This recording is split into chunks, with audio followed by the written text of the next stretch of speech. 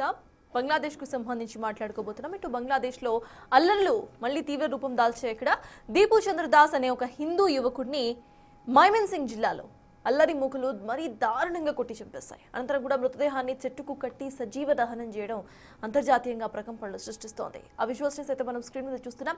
విద్యార్థి నాయకుడు షరీఫ్ ఉస్మాన్ హాదీ మరణం తర్వాత ఈ హింస మరింతగా పెరిగింది. ఇదంతా ఇలా జరుగుతూ ఉంటే ఇక్కడ ఇటు బంగ్లాదేశ్కు సంబంధించిన మాజీ ప్రధానిని ఇక్కడ ఎందుకు తలదాచుకొనిస్తున్నారు అంటూ కూడా ఓవైసీ అడుగుతున్న క్వశ్చన్గా కూడా వినిపిస్తోంది. సో ఎస్, దీనికి సంబంధించి మనం ఇటు సార్తో డిస్కస్ చేద్దాం. సో ఎస్ సార్, బంగ్లాదేశ్లో చూసుకుంటే అప్పటి నుండి ఇప్పటి వరకు ఎక్కడా కూడా హింసాకాండ అనేది తగ్గినట్టుగా కనిపించట్లేదు. అండ్ మహమ్మద్ యూనస్ వచ్చిన తర్వాత ఇంకా పెరిగింది. ఆ పార్ట్ ఆఫ్ ఇట్ ఇంకా ఎన్ని రోజులు హసీనాని ఇక్కడే ఉంచుకుంటారో దానివల్ల భారత్కు బంగ్లాకు సంబంధాలు దెబ్బతింటున్నాయంటూ కూడా ఓవైసీ మాట్లాడుతున్నారు. సో వీటన్నిటిని కూడా ఎలా చూడాలి? ఇంటర్నేషనలీ మన లింక్స్ ఏవైతే ఉన్నాయో అవి నిజంగానే దెబ్బతింటున్నాయి అని అనుకోవాలా?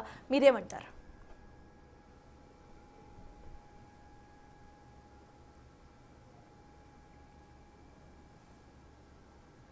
హలో,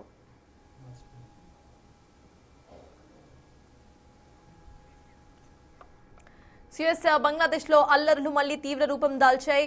ఇటు పీస్ అవార్డును సాధించిన మహమ్మద్ యూనస్ ఉన్న సైతం అల్లర్లు మాత్రం అంతే చెలరేగుతున్న అంశం మనం చూస్తున్నాము. అయితే యూనస్ సైతం చాలాసార్లు పక్కన దేశాల గురించి కానివ్వండి, లేకపోతే మతపరంగా కొన్ని హింసను రగిలించే వ్యాఖ్యలను సైతం ఆయన చేశారు.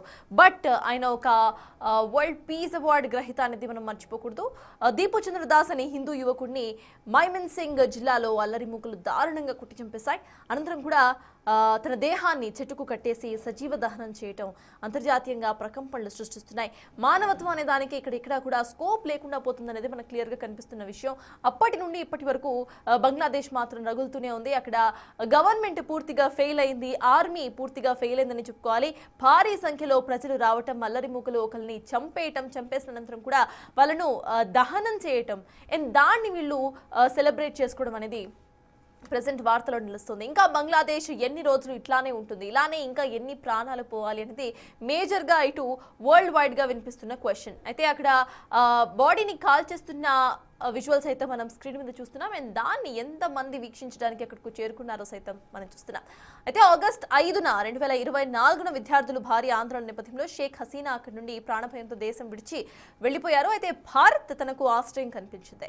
హ్యుమానిటీ కోణంలో ఆవిడకు మన దేశంలో ఆశ్రయం కల్పించారు. అయితే ఆవిడను మళ్ళీ అప్పచెప్పాలి అంటూ కూడా ఇటు బంగ్లాదేశ్ డిమాండ్ చేస్తున్నా. ఇంకా ఆవిడ ఇక్కడ తలదాచుకుంటున్న మనం చూస్తున్నాం.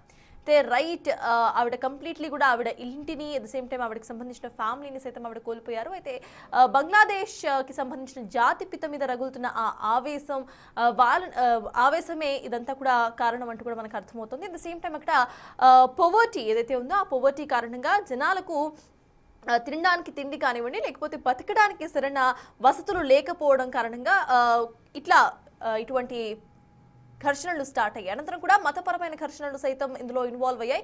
హిందూ ముస్లింలు అంటూ కొట్టుకోవడం, ముస్లింలు ఎక్కువగా ఉండటం కారణంగా హిందువులు అక్కడ మైనారిటీగా ఉంటారు. అయితే మైనారిటీలను కావాలనే వాళ్ళను కొట్టి చంపేయడం, వాళ్ళను హింసించడం అనేది మనం సోషల్ మీడియాలో చాలాసార్లు బంగ్లాదేశ్కు సంబంధించిన హిందువులు పోస్ట్ చేయడం మనం చూసాము.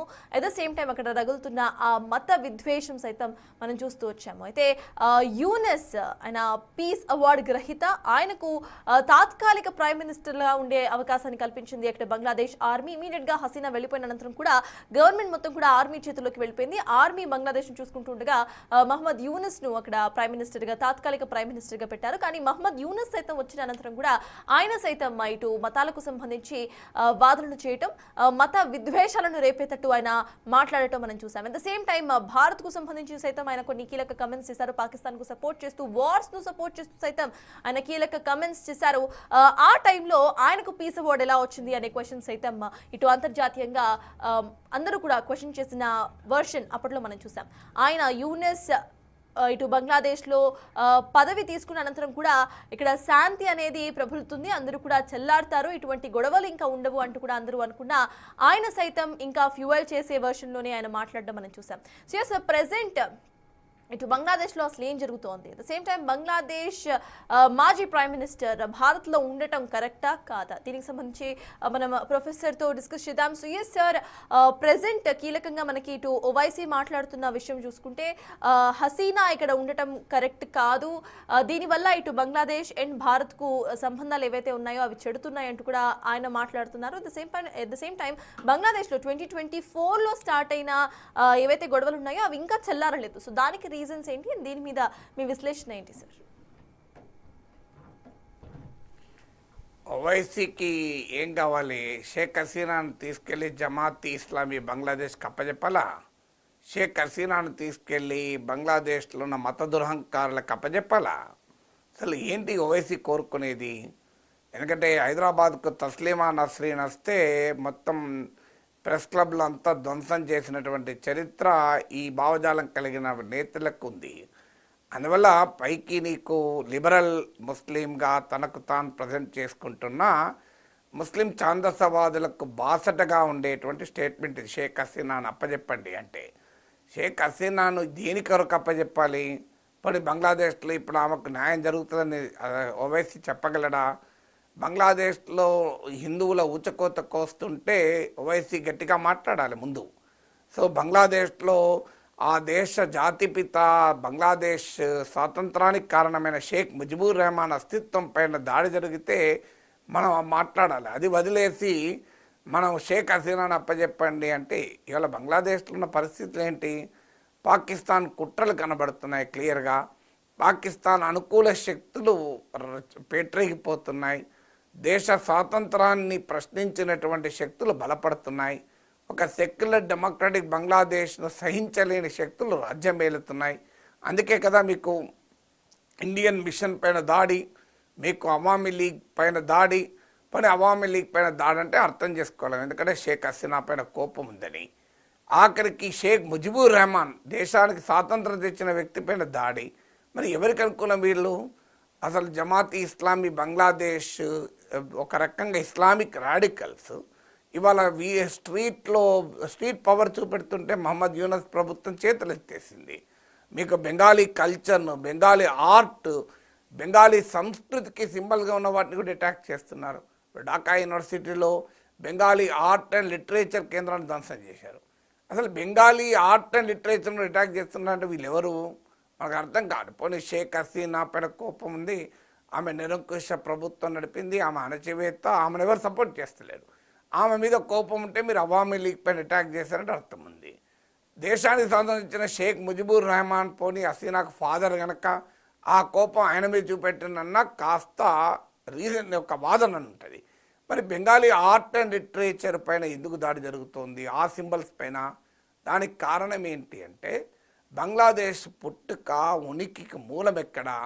పాకిస్తాన్ ఇస్లామిక్ ఫండమెంటలిజానికి వ్యతిరేకంగా, ఉర్దూ ఆధిపత్యానికి వ్యతిరేకంగా బెంగాలీ నేషనలిజం అనేది బంగ్లాదేశ్ పుట్టుక కారణం. అందుకే పాకిస్తాన్ అలాగే బంగ్లాదేశ్లో ఉన్న ఇస్లామిక్ రాడికల్ జమాత్ ఇస్లాం బంగ్లాదేశ్ లాంటి వారు వేలాది మంది బంగ్లాదేశ్ కవులు, రచయితలు, మేధావులు ఉచకుత కోశారు కదా మీకు బంగ్లాదేశ్ ఏర్పడే సమయంలో.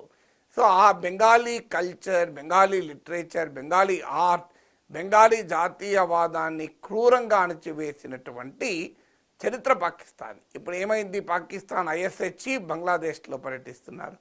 సో ఆ రోజు కూడా జమాత్ ఇస్లామీ బంగ్లాదేశ్ లాంటి సంస్థలు పాకిస్తాన్ నుంచి వేరుపడడాన్ని అంగీకరించలేదు.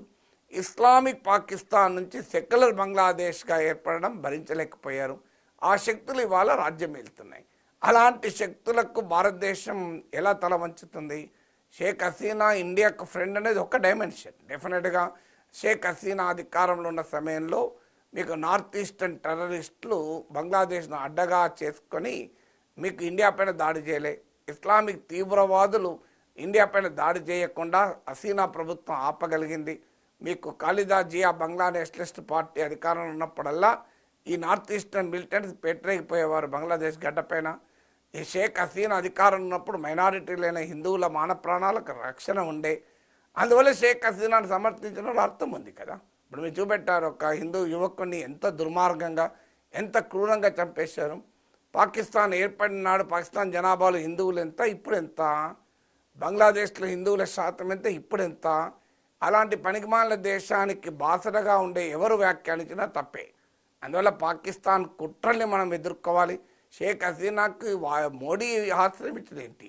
షేక్ ముజిబుర్ రెహమాన్ కుటుంబాన్ని మొత్తాన్ని ఉచ్చకోత కోసినప్పుడు హసీనా రెహానా ఆమె సిస్టరు జర్మనీలో ఉంటే వారికి అప్పటి ఇందిరాగాంధీ ప్రభుత్వం కూడా ఆశ్రమించింది. ఇండియాలో ఇదేమీ కాంగ్రెస్ బీజేపీ కాదు ఇష్యూ. సో ఇందిరాగాంధీ నుంచి నరేంద్ర మోడీ వరకు విధానం ఒకటే కదా, అది దేశ ప్రయోజనాల కొరకు విధానం. అందువల్ల బంగ్లాదేశ్లో ఉన్న పరిణామాలు క్లియర్గా భారతదేశ ఇంటెగ్రిటీకి, యూనిటీకి, సావర్నిటీకి కూడా ప్రమాదం తెచ్చి పెడుతుంటే ఏం చేయమంటారు ఇండియాను? కరెక్ట్.